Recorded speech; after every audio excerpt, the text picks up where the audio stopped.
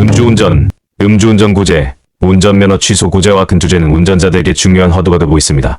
예를 들어 23년 전 음주운전으로 정지 처분을 받은 운전자가 있었습니다. 그 오랜 시간이 지난 후 아침 출근길에 예상치 못한 상황을 맞닥뜨렸습니다. 자고 일어난 뒤 체내에 남아있던 알코올로 인해 음주 단속에 걸리게 했고 정지 수치가 측정되었습니다. 이에 따라 과거 전력과 함께 이진아웃 제도에 적용되어 2년간의 운전면허 취소 처분을 받았습니다. 많은 이들이 이런 사례를 듣고 억울하다는 생각을 할 수 있을 것입니다. 음주운전은 절대 용납될 수 없는 행위이지만 억울함을 느낄 수 있는 상황에서도 그 처분이 과연 정당한지에 대해 고민할 여지가 있습니다. 본정의를 실현하는 역할을 해야 하지만 때로는 각 상황에 맞는 공정한 해결책도 필요한 법입니다. 운전면허 취소는 단순한 법적 제재를 넘어 당사자의 생업과 삶에 큰 영향을 미치기 때문입니다. 만약 이런 상황에 처하게 된다면 사건 당시의 상황을 정확히 기록하고 증거를 확보하는 것이 중요합니다. 억울한 상황에서는 음주운전 구제 방법을 찾아보는 것도 필요합니다.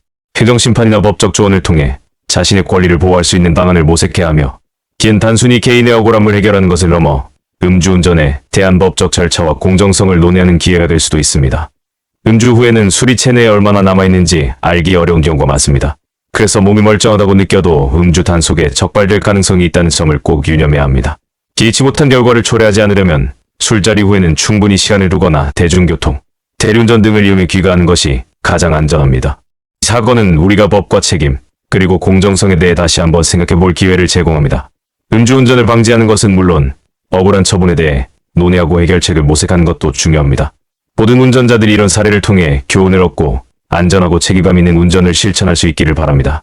음주운전, 음주운전 구제, 음주운전 구제 방법, 면허 취소, 운전면허 취소 구제와 근투제는 단순히 처벌의 문제가 아니라 우리의 생명과 안전, 그리고 공정한 법의 적용에 대한 깊은 고민을 요구합니다.